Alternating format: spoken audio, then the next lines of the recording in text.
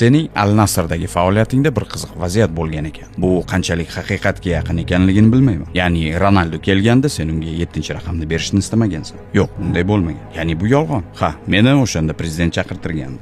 Va ular o'sha paytda Ronaldo bilan muzokaralarni olib borayotgani va katta ehtimol bilan Ronaldo klubga kelib qo'shilishi mumkinligi haqida aytishdi. Agar u klubga kelib qo'shiladigan bo'lsa, men unga 7-raqamni topshirishim kerakligini o'sha zahotiyoq tushundim. Va rahbariyat ham bu to'g'ri qaror bo'lishini aytib o'tdi. Va men hech qanday muammosiz va izohlarsiz unga o'z raqamini topshirdim. Men Ronaldoni juda hurmat qilaman. Dunyoda ikkita katta futbolchilar bo'lsa, birinchisi u, ikkinchisi Messi.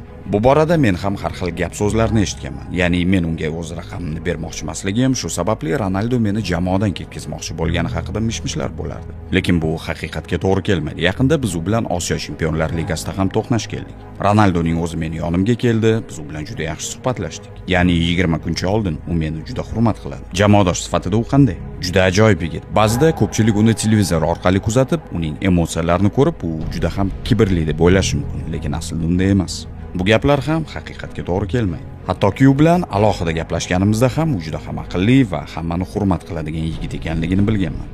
Menimcha O'zbekiston va u yerdagi futbol haqida ham so'ragan bo'lsa kerak. U O'zbekistonga kelgan va bu haqida ham menga aytgandi. U bir marta master-klassda ishtirok etish uchun Toshkentga kelgan. U payt men ancha yosh edim.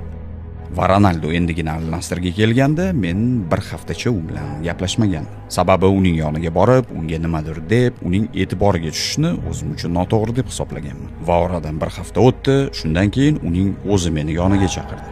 Va menga Masha, u meni Masha deb chaqirardi, sababi familiyam Masharipov.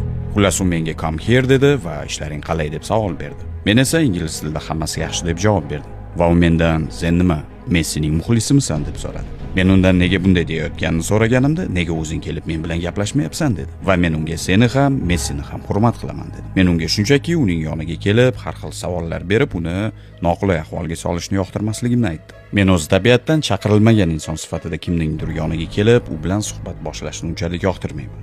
Va senga shunday qilganimda menimcha meni hurmat qilmay qo'yarding deb unga aytdim. Va u menga "Barakalla, sen aqlli yigit ekansan. Seni mashg'ulotlarda ham kuzatdim. Futbolchi sifatida ham ajoyib ekansan" dedi. Shunday qilib biz gaplashishni boshladik.